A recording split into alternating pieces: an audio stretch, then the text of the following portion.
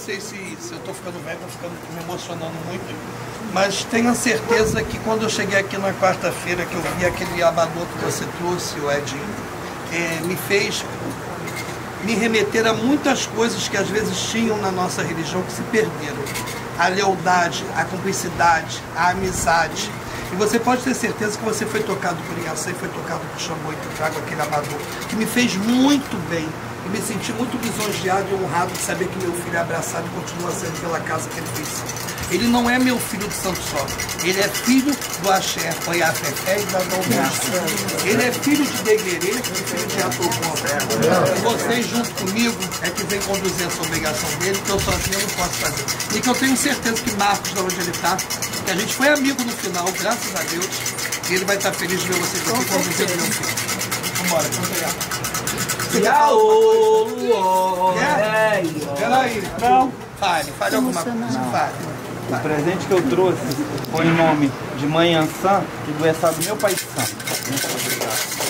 Jailton sempre foi um bom filho. Quem é um bom filho é um bom pai. E eu escutei do seu pai no caboclo, quando ele saiu do hospital, ele disse pra mim que estava tomando uma água de coco. E ele disse pra mim, estou na Mirandela tomando uma água de coco. E eu não disse nada. E ele disse para as pessoas quando chegou lá em casa no caboclo, eu vou comer o feijão no caboclo. Quando ele chegou lá, ele foi dentro da cozinha, olhou pra ele e falou assim, meu filho, Odecinho. Eu só tenho que te pedir desculpa por eu vir. Então eu vi que ele ali, ele estava vendo que não tem idade para ele, né? E a desculpa não é feia a gente pedir. E naquele momento ali o Marcos estava mostrando a ele que o coração dele continuava reclamando. O Olubajé, o último, ele vivo, ele veio aqui, o Olubajé sentado comigo, a gente botou junto. E quando eu fiz o presente pro Essá, eu falei com ele, não faça obrigação, que a gente já tem de costume. Fazer o presente pro Essá do Marcos, saiu aqui, foi sábado, né? Que saiu no sábado. No domingo ele me liga e diz assim, meu pai só não acredita numa coisa, parece que a gente esqueceu de tudo. Amanhã, hoje, né, que é no domingo, meu pai está fazendo tudo. Então o Essá está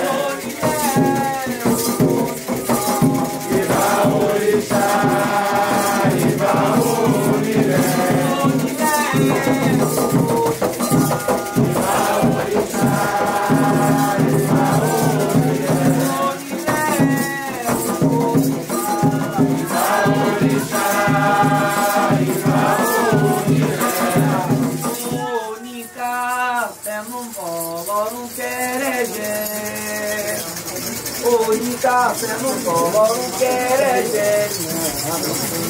ele boca deu aluna, Onica, filele, o senharainha lode.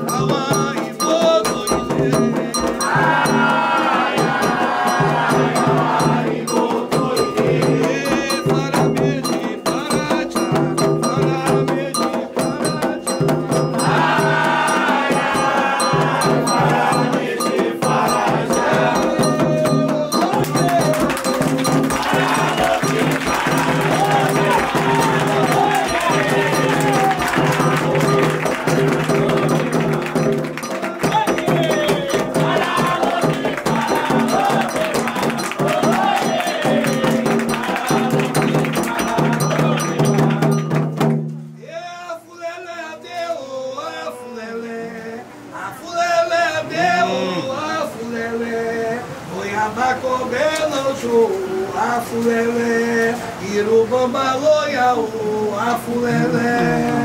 Afulelé, adeus.